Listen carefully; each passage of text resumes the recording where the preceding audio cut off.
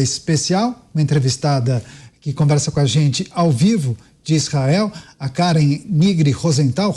Nigri. Karen, muito obrigado mais uma vez, reforço o agradecimento por conversar com a gente neste momento, 5 horas à frente em Israel. Agora, eu queria trazer uma questão aqui, eu sei que você falou há pouco sobre esse movimento de alguns palestinos que se colocam como pró-Israel. Agora, eu sei que antes do conflito, muitos palestinos deixavam a faixa de Gaza, passavam pela fronteira, entravam no território de Israel porque trabalhavam nas empresas e nos comércios israelenses. Naturalmente, por conta do conflito, essa entrada não foi mais permitida.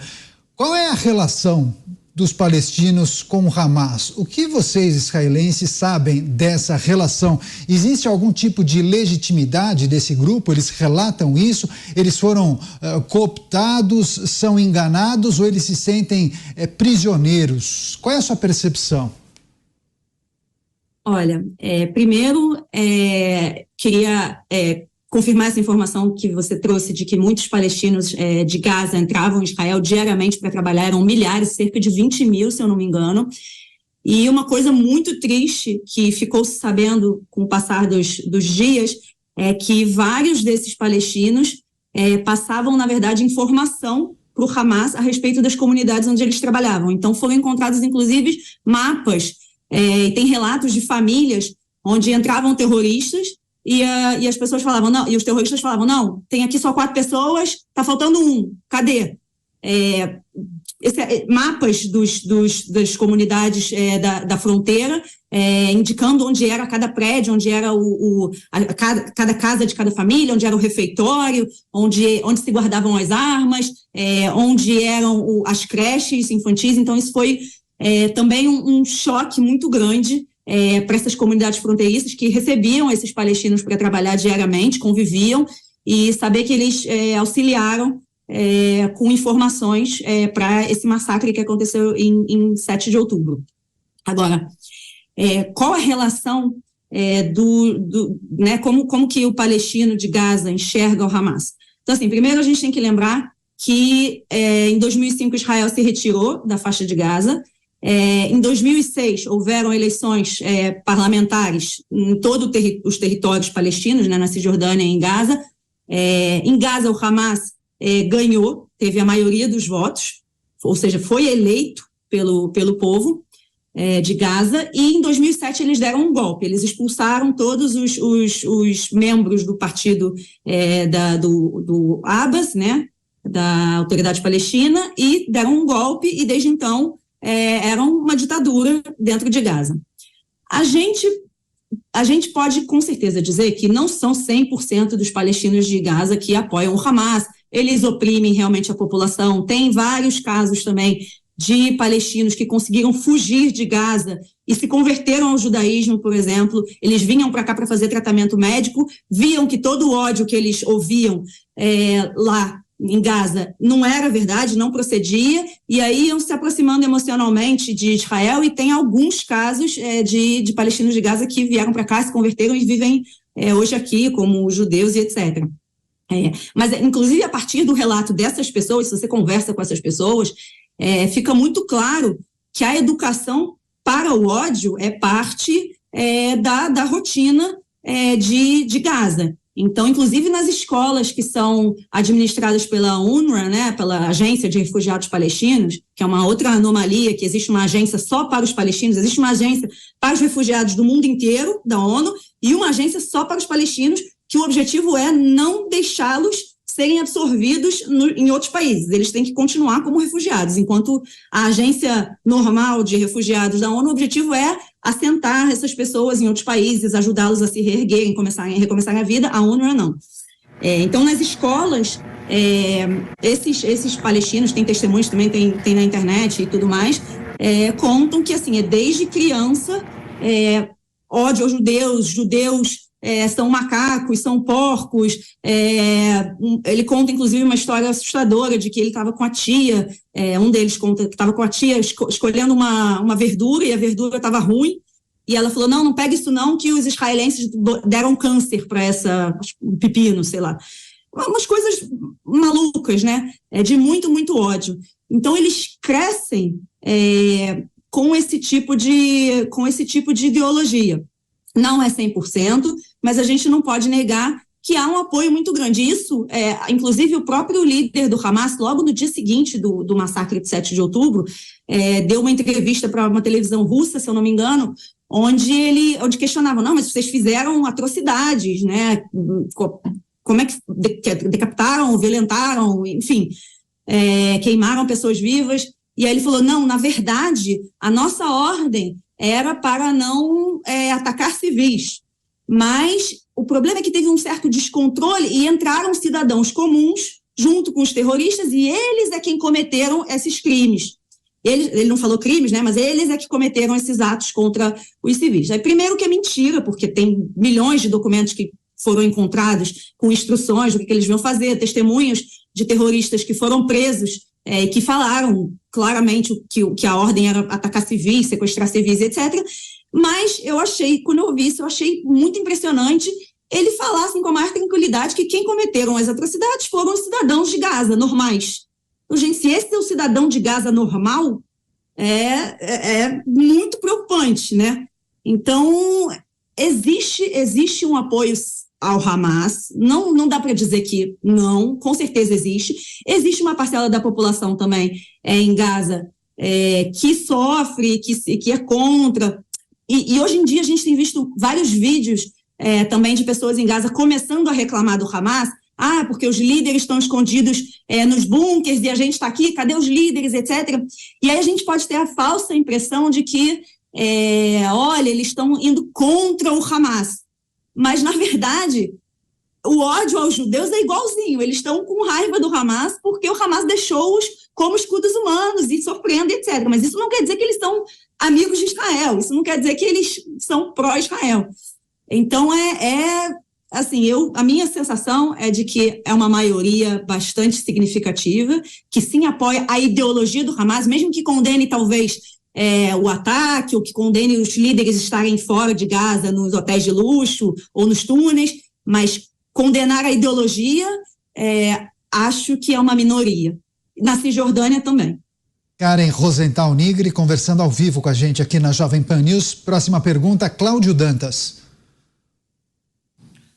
Karen, toda essa parte ideológica que a gente mencionou, a propaganda incessante, as queixas, né, que nós verificamos aí no dia a dia de autoridades de Israel em relação justamente a como a guerra ela é reproduzida nos veículos de comunicação no mundo inteiro, os protestos antissemitas aí que nós estamos presenciando, isso tudo não é algo que aconteceu do dia para a noite, né? Eu imagino que isso vem acontecendo há algumas décadas, essa penetração ideológica nas universidades, essa infiltração ideológica nas universidades nos Estados Unidos, na Europa, é um processo ali bastante, vamos dizer assim, subterrâneo, mas que começa a eclodir nesse momento. Queria a sua avaliação sobre isso, porque efetivamente é de propaganda que se trata, né? Com certeza. Eu acho que esse foi um processo, foi uma manobra muito inteligente para o mal, né? Mas a gente tem que reconhecer a astúcia das lideranças do islamismo radical, das lideranças palestinas que usam o terrorismo para conseguir os seus objetivos. E isso é um processo que vem realmente de décadas, entrando nas universidades e sempre colando com aquela ideologia de esquerda, que é uma ideologia que entre os jovens ela é muito apelativa, né? Ela apela muito para a natureza do jovem, né? Que é uma natureza de querer mudança, de mudar o status quo, de querer uma idealização de um mundo melhor e de vamos lutar, que é importante, né? Numa fase da vida você ter esse ímpeto de melhorar as coisas, mas por outro lado você acabar fazendo um movimento onde existe um lado puro do bem e todo mundo que discorda e todo mundo que não concorda com essa forma de conduzir as coisas é o mal, Isso é uma visão muito perigosa, e os palestinos conseguiram colar essa ideia, conseguiram se vender como oprimidos, né? E como eu falei, a maior religião do mundo consegue vender a ideia de que existe islamofobia. É muito, muito interessante, né? Eles conseguirem fazer esse movimento. E eles acabaram realmente dominando essa ideia, essa mentalidade mais progressista, como você falou, das universidades americanas, principalmente, onde vários estudantes judeus relatam que não estão conseguindo ir para a aula, recebem ameaças, e os reitores das universidades americanas não tomam nenhuma iniciativa. É uma questão muito preocupante. Eu acho que Israel, em termos de contra-propaganda, digamos assim, fez um trabalho muito fraco. E que eu acho que agora, junto como eu comentei antes, no outro bloco, que a sociedade israelense está acordando para a realidade, eu acho que também o governo, as instituições em Israel estão acordando para a necessidade de trabalhar melhor a imagem, trabalhar melhor como que a informação é passada. Então, por exemplo, logo nos dias que o Kibbutz Be'eri, né, que foi e o Kibbutz Kfar Aza, que foram os dois que foram destruídos, um percentual enorme da população ou morto ou sequestrado, logo no início que o exército conseguiu entrar lá, levaram delegações de jornalistas estrangeiros. Isso é uma coisa sem precedentes em Israel. A gente sempre, como nação, tentou preservar um pouco o povo de imagens muito pesadas, de imagens chocantes, até porque, né, você está, de certa maneira, expondo, né? Tem os familiares aqui, então você mostrar corpos, e é uma coisa muito delicada aqui, mas eu acho que a sociedade percebeu que isso é muito importante. Então, começaram a ter esse tipo de iniciativa de levar os jornalistas em delegações para ver ao vivo. Isso foi muito positivo. Também levaram delegações, começando a levar repórteres para dentro da faixa de Gaza. Isso também é um movimento muito importante. O filme, que chegou até no Brasil, eu não sei se algum de vocês chegou a ver, mas vários jornalistas brasileiros viram. Também é um debate muito grande aqui em Israel. A população, grande parte, acha que esse filme tem que ser liberado. É um filme de 40 minutos, onde mostram atrocidades cometidas pelo Hamas. Eles deixaram de fora crimes sexuais, enfim, em respeito às vítimas, mas o resto das atrocidades e barbáries estão nesse vídeo. E tem uma pressão grande da sociedade para que se libere esse vídeo. Mas, de novo, tem a questão, muitas famílias não concordam, então pensou-se em fazer uma versão onde retira-se as pessoas cujas famílias não concordam. Então tem assim, ainda uma certa resistência, mas eu acho que é um início de um movimento que entendeu que a gente tem que também fazer frente a essa máquina de propaganda. Sim, que é a Palestina. Karen, eu tive a oportunidade de assistir ao vídeo, muito forte, confesso que tive dificuldade de concluir, são imagens assim, terríveis, e também reforçam a informação que você trouxe. A gente tem noticiado os episódios de antissemitismo aumentando de forma absurda em muitas capitais ao redor do mundo. Agora 00:15 em Israel. Karen, a gente reforça o agradecimento. Agora a última pergunta do Cristiano Beraldo. Você, Beraldo? Karen, você mencionou que trabalhou num banco em Israel, e a minha pergunta é sobre a questão econômica. Como é que você enxerga a situação econômica de Israel? Como é que, olhando para frente, você acredita que Israel vai se recuperar de todo esse desgaste, desse gasto necessário nesse momento para a guerra? A economia nos primeiros dias sofreu um baque muito grande em termos de taxa de câmbio, né? Enfim, o shekel se desvalorizou muito. Hoje em dia a gente já vê, eu acho que tinha um temor muito grande de que fosse se tornar uma guerra regional, mundial, uma coisa muito grande. Eu acho que hoje em dia parte desse temor foi reduzido. Então, em termos de cotações e etc., a situação se acalmou um pouco, mas o gasto que o governo está tendo, né, não só o gasto militar, mas a economia parou. No sul, parou. No norte, na fronteira com o Líbano, parou. E o centro ficou muito tempo também, algumas semanas, bastante devagar.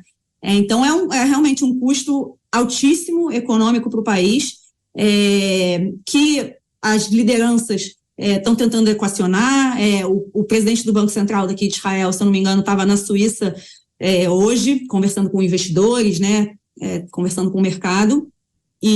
Mas, por outro lado, se eu não me engano, na semana passada, houveram vendas de startups para empresas americanas com valores altíssimos, milhões e milhões, centenas de milhões de dólares. Então, de alguma maneira, nem tudo está perdido, né? A gente vê que a economia está voltando a seguir adiante, né? Está voltando a se recuperar, está começando a se recuperar agora. E eu espero que o israelense é muito resiliente, né? Então, eu espero que essa resiliência como um todo faça a diferença e que a gente não passe por uma situação econômica muito complicada. Karen Rosenthal, nigre brasileira que está em Israel, conversando com a gente, uma longa entrevista, ela trazendo muitas informações e reflexões sobre esse conflito. Karen, eu sei que pelo adiantar da hora, 00:17, você deve ter naturalmente seus compromissos aí, precisará descansar, só que assim, tem feito muito sucesso essa entrevista, as pessoas estão gostando e os nossos comentaristas gostariam de fazer mais uma pergunta. Será que a gente consegue ficar mais 5 minutos juntos? Tudo bem, sem problemas. Muito obrigado pela gentileza. Roberto Mota, sua vez, Mota. Karen, você provavelmente é a pessoa mais articulada que eu já encontrei desde o massacre de 7 de outubro, falando sobre esse assunto. Você fez algumas reflexões agora muito importantes. Eu achei muito impactante quando você disse que nós estamos aprendendo a falar árabe. Tá? Eu vi essa reflexão em alguns artigos de estrategistas internacionais dizendo justamente isso, né? Não adianta você estar num lugar onde a forma de resolver conflitos é uma e você achar que você está numa democracia ocidental, reunindo as pessoas e querendo que todo mundo participe. Então eu vou te fazer uma pergunta difícil, por causa dessa sua articulação, do seu preparo e da sua maturidade. Uma das coisas que nós observamos desde o dia do massacre e que foi crescendo aos poucos até se tornar um fenômeno, hoje, que até você comentou, é o apoio de políticos, partidos, entidades e pessoas de esquerda ao Hamas. É um apoio que começou primeiro falando genericamente de Palestina, a gente sabia que não era, que era só um subterfúgio. E agora, para usar uma frase de uma pessoa amiga minha, os ratos saíram do esgoto. Tá? As pessoas estão indo à rua com camiseta do Hamas, dizendo eu apoio o Hamas, eu apoio as coisas que o Hamas fez. E aí, ao mesmo tempo, a gente vê algumas pessoas ainda querendo fugir dessa história de esquerda e direita. Não tem nada a ver com esquerda e direita, a gente tem que pensar de uma forma maior, mas quando a gente olha para as ruas, quando a gente olha para o mundo, quando a gente olha para as universidades americanas, quem está apoiando o Hamas é de esquerda. E a pergunta que eu te faço é, como é que a sociedade israelense, que inclusive tem pessoas de esquerda, né? Como é que a sociedade israelense está lidando com esse novo fenômeno? Olha, primeiro, obrigada pelo elogio, fico muito lisonjeada, eu sou fã da Jovem Pan já há bastante tempo, então, para mim, é um elogio muito grande, obrigada. Eu acho que essa reflexão aqui é uma reflexão que ainda está acontecendo na sociedade israelense, internamente falando, né? A gente vê muitos artigos e opiniões e pessoas falando sobre meia-culpa, né? Pessoas que tinham uma visão que foi completamente mudada a partir dos massacres. Então, tanto da esquerda, mas principalmente da esquerda. Algumas pessoas de direita também, dizendo que se desiludiram com algumas posturas, porque no final das contas a responsabilidade de cuidar dos cidadãos é do governo, né? Independente se o governo é de direita ou de esquerda, o governo tem que cuidar dos cidadãos, o governo não cuidou. A gente não pode dizer que foi só esse governo, né?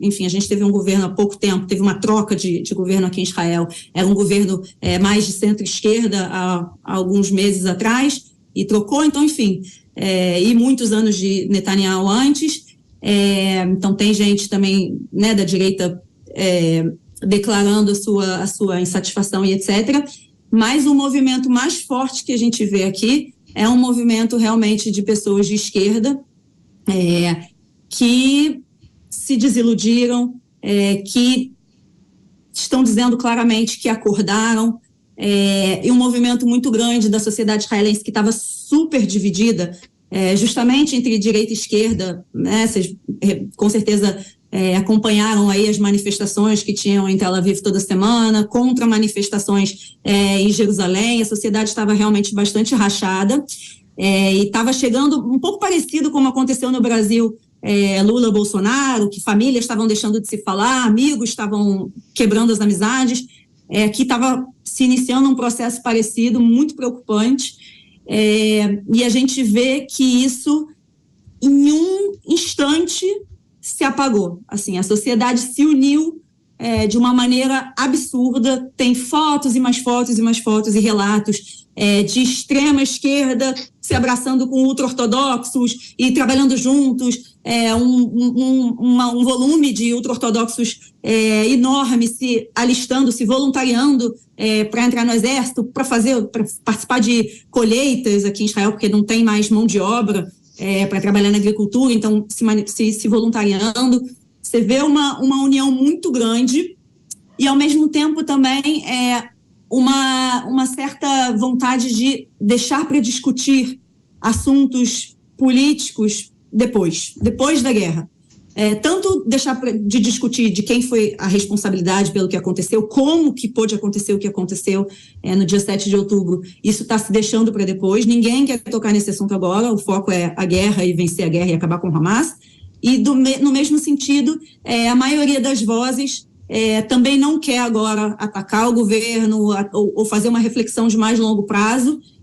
Ainda tem algumas vozes, sim, da esquerda que ainda insistem em tratar desse assunto, mas não tem muito eco nesse momento. Eu acho que é uma reflexão que está sendo feita ainda pela sociedade israelense. A minha impressão é que em direção mais quem era de extrema esquerda, mais em direção ao centro.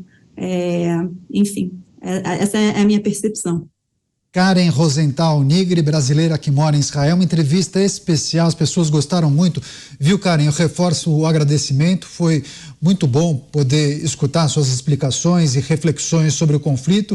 Desejamos que você e sua família fiquem em segurança e certamente voltaremos a conversar muito em breve. Boa noite, bom descanso e até a próxima. Obrigada, Daniel. Eu queria só acrescentar que, depois da última entrevista que eu dei algumas semanas atrás, que eu conversei com vocês, várias pessoas me procuraram nas redes sociais, queriam seguir o meu perfil no Instagram, e o meu perfil é fechado, é privado, enfim, eu tenho receio de abrir. Então, o que aconteceu foi que eu resolvi abrir uma página no Instagram, @fala.israel, onde eu tento trazer um pouco do que está acontecendo aqui, a visão de dentro de Israel para fora. Então, queria agradecer a vocês pelo espaço, e também muito, muito, muito bom poder não só trazer a visão daqui de Israel, mas também receber perguntas super precisas e adequadas e não só amenidades, né? Então, obrigada, agradeço muito pelo espaço, pela oportunidade. Reforçando, então, as pessoas que quiserem se comunicar com a Karen e quiserem naturalmente conferir os conteúdos que ela posta nas redes sociais, pelo Instagram, certo, Karen? @fala.israel, inclusive tem o arroba na tela, quem quiser pode seguir o perfil dela e prestigiar o conteúdo que ela publica diariamente. Karen, mais uma vez, muito obrigado, boa noite e até a próxima. Boa noite, obrigada.